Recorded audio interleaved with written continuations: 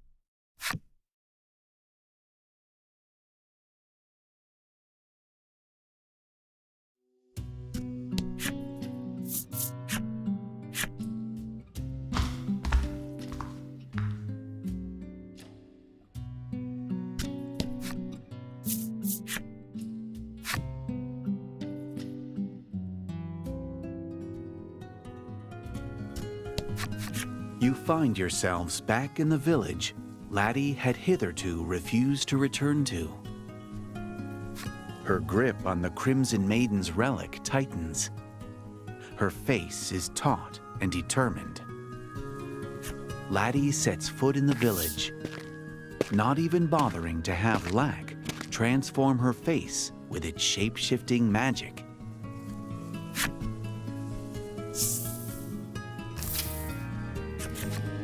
"So, you've returned," a woman says with no small amount of displeasure. "What a warm welcome." The woman heads out of view towards the center of town, as if fleeing from Laddie's very presence.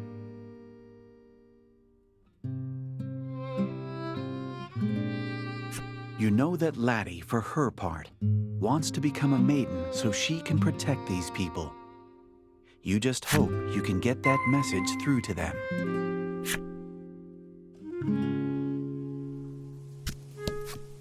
You begin introducing Laddie, only to be rudely interrupted. "I'm busy," the old man snaps.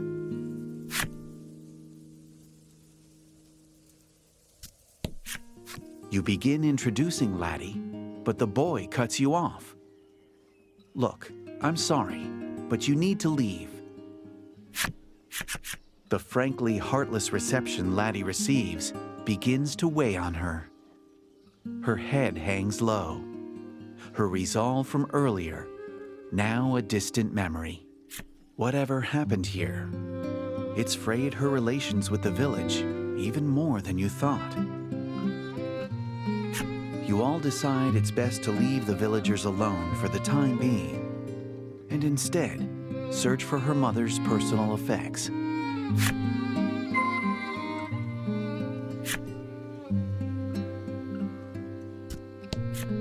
You ask the girl if she'd like to play with Laddie, but she simply glares at you and says, "Mom told me not to talk to you." You start explaining Laddie's plight to the woman, but she doesn't even acknowledge your existence.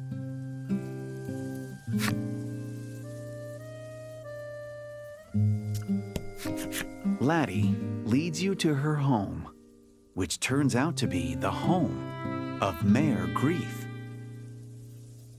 You always considered yourself close with Grief, and yet you had no idea he had a daughter. You open the door to a completely silent house. Grief must be out. Laddie enters what is ostensibly her home with the soft, suspicious movements of a thief.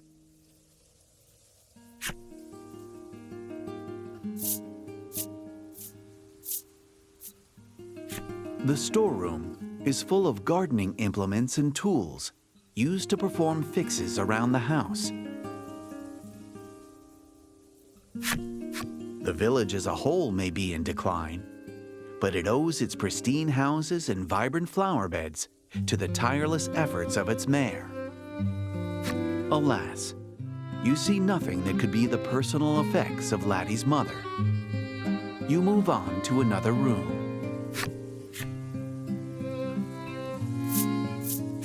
You step into Grief's room. Sunbeams from the window play across an immaculately organized desk and tidy bookshelf.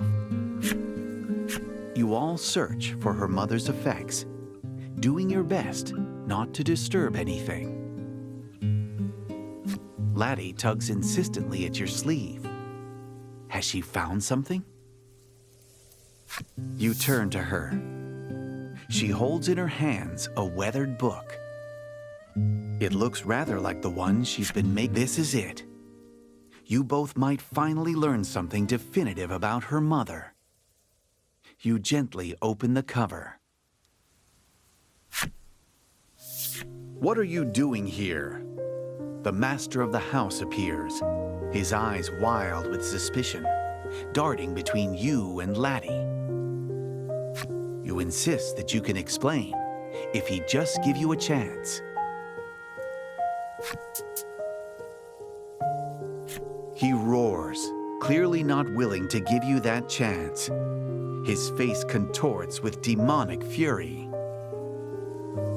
Tears forming in her eyes at the sudden and incomprehensible rage emanating from the man, Laddie runs out of the room. You give chase, not sparing a single moment to contemplate what could possibly cause someone as kind as Grief to become such a monster.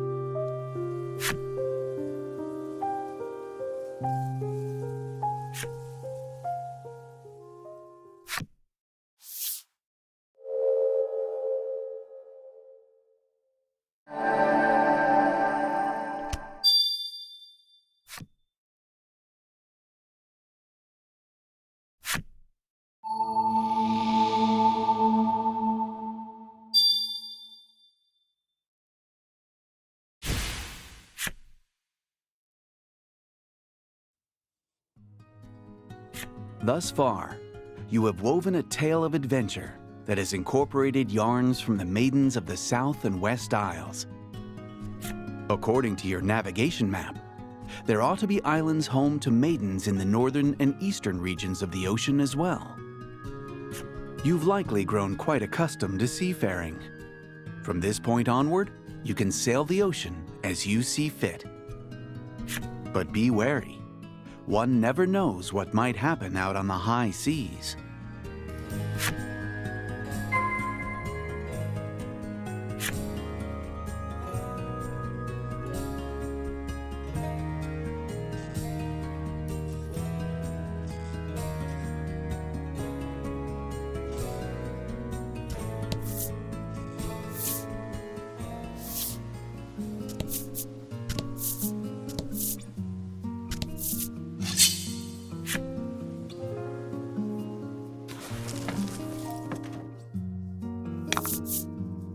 Fight him off.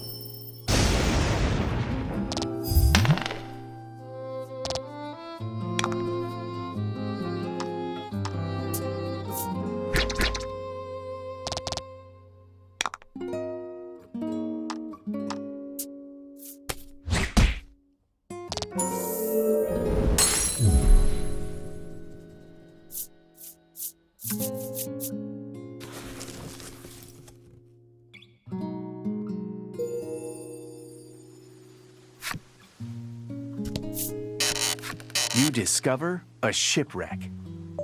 You climb aboard and begin searching for anything useful. When you return to your vessel, the shipwreck sinks silently into the sea.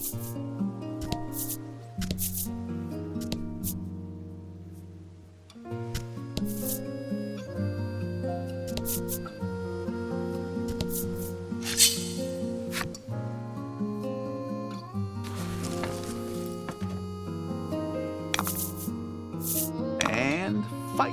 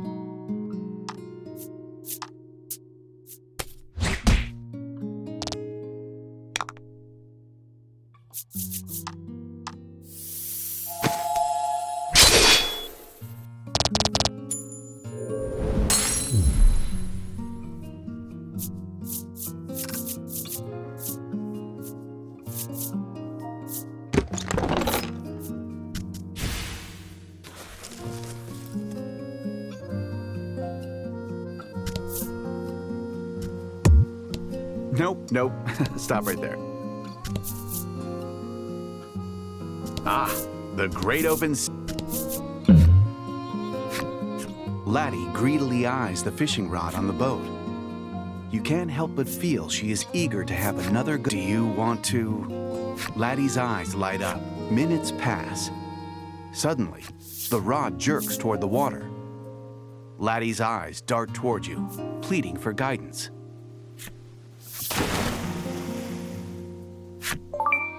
Laddie, in a fit of joy, thrusts her catch into your hands. You'll have to incorporate it into tonight's meal.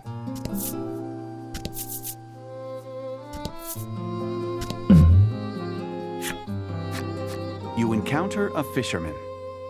He stares at the fish and seaweed caught in his net and lets loose. You inquire as to his frustration, and he replies, "I just can't net myself any sea grapes." The forlorn fisher has evidently only had them once, but has never been able to forget their piquant flavor. He returns to his net, muttering to himself, "Oh, I just want some nice salty sea grapes."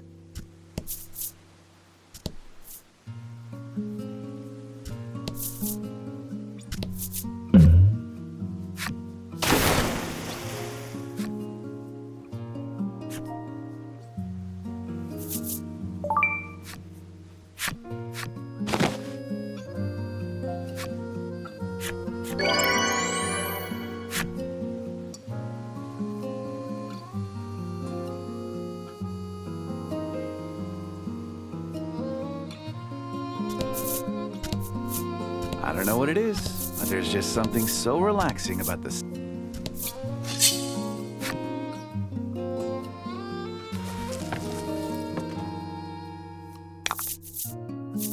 Fight him off.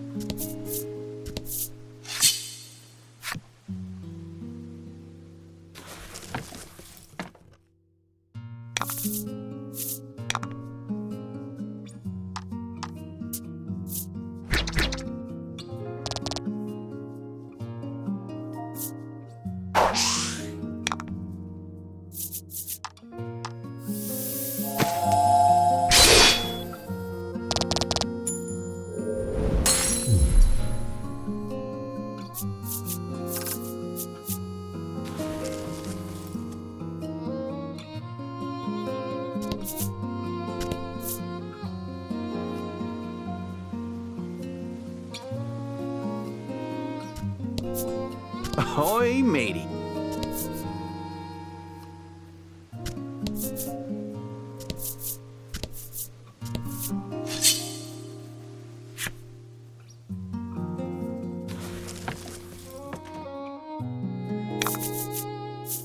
And fight.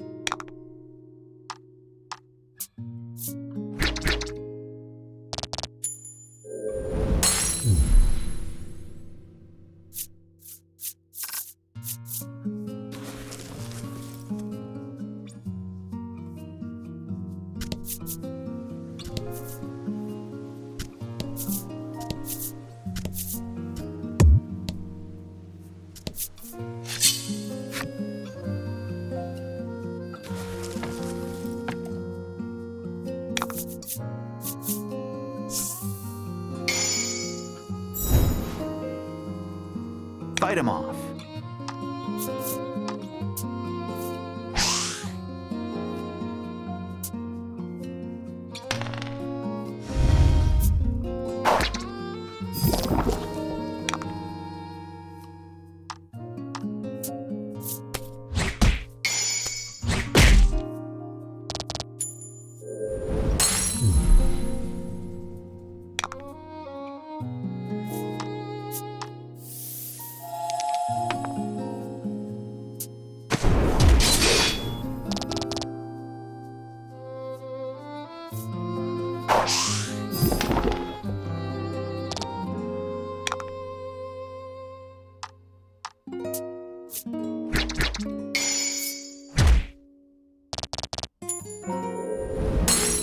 Magnificent.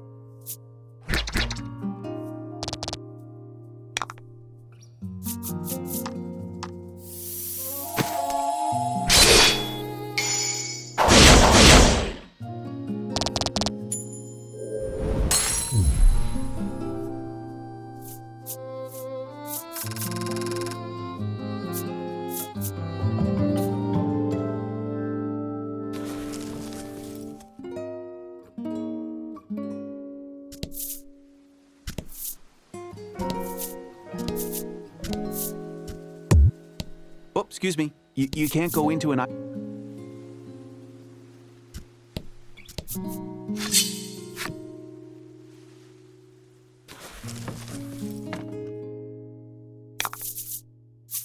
Show 'em what you got.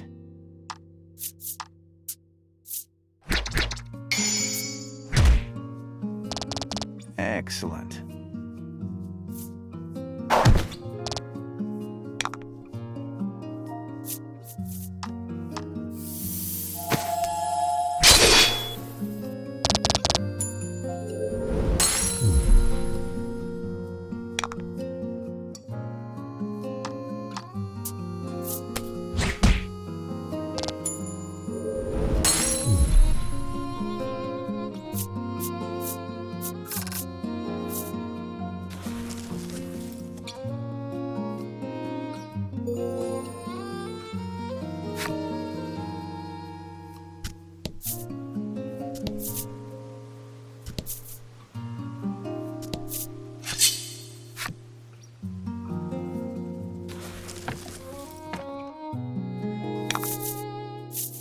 Hope you win.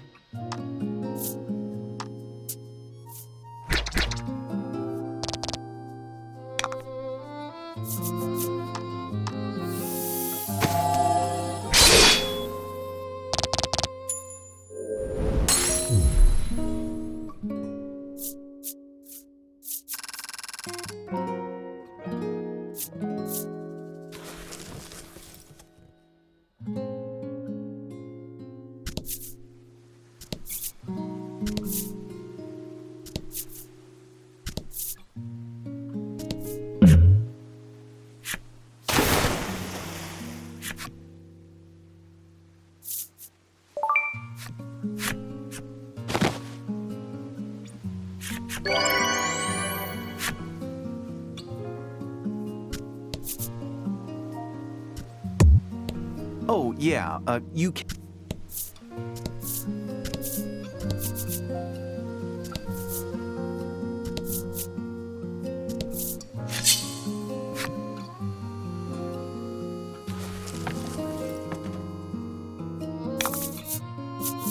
Show 'em what you got.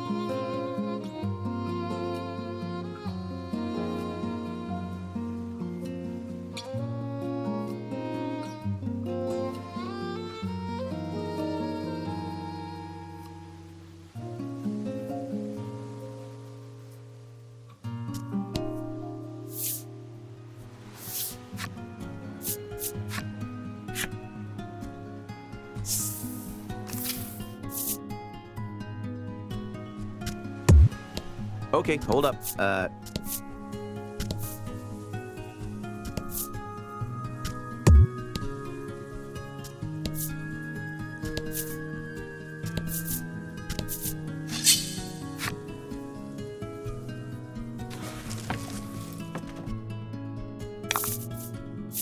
Don't hold back.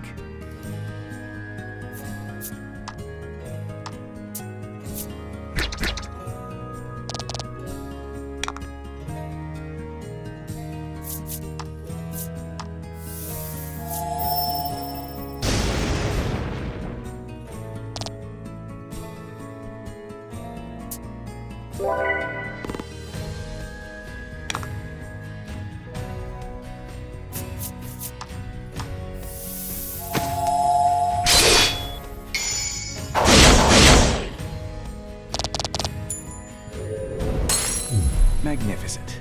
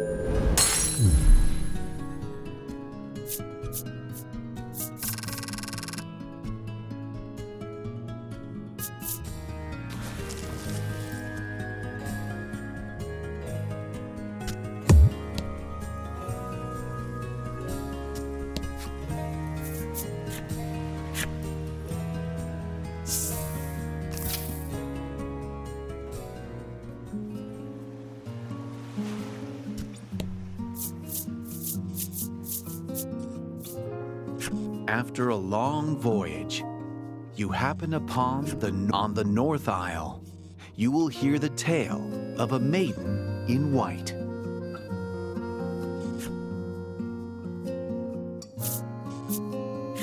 Very well then, prepare to go ashore.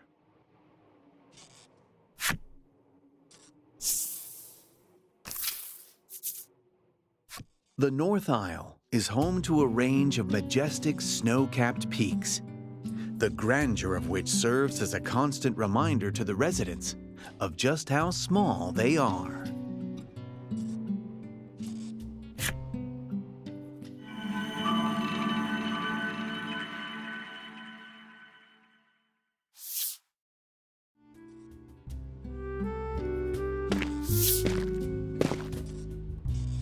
Having grown accustomed to life on the ocean, Laddie helps you prepare to moor the vessel. Lack, meanwhile, continues to laze about within the confines of Laddie's hood. Looks like Lack won't be needing dinner tonight, you muse to yourself as you unfurl the map. From the wharf extends a well-maintained road, which no doubt leads to civilization.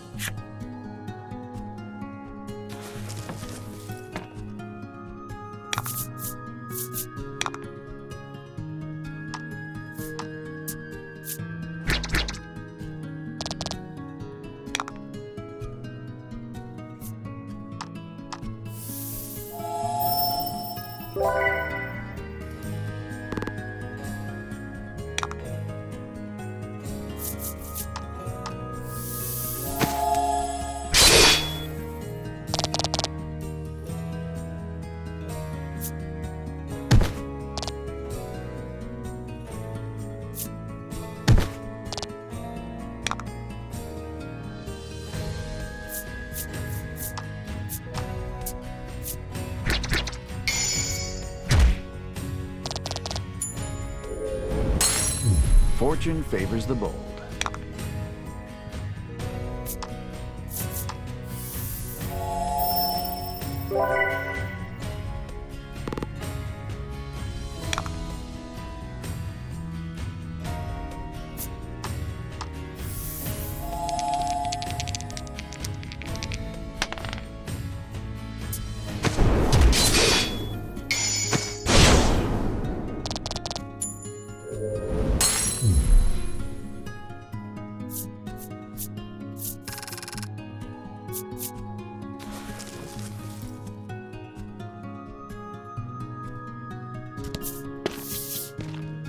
You are greeted by sublime white gates, the likes of which you've never seen.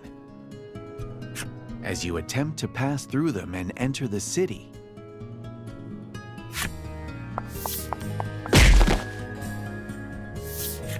someone garbed entirely in white rushes out, as if running from something, and crashes into you. You cannot see their face for the white mask covering it, but the fact that they have a weapon in hand makes you think they're a city soldier.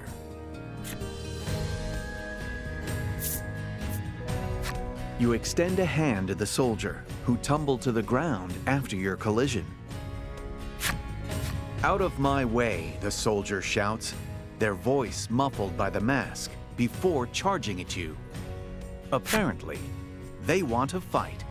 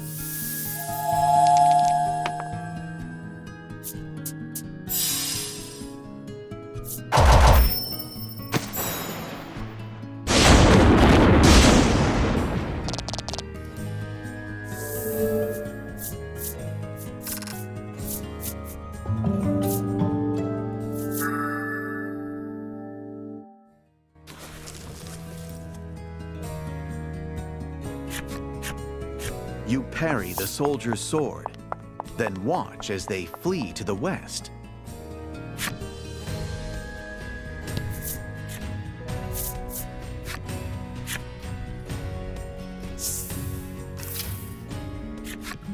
Crystal clear water runs through canals in the white-wreathed city. This place is far more beautiful than any village you've ever visited. Welcome to Alabaster City, the soldier at the gate greets, though his eyes don't even glance your way. As you look around, you see soldiers gathered in a ravaged corner of the city. You can't help but wonder what transpired. Despite that, the other residents carry on with their daily lives as if nothing is amiss. The contrast strikes you as strange. Alabaster City seems intolerant of impurity. It makes you wonder if its history is as spotless as its appearance.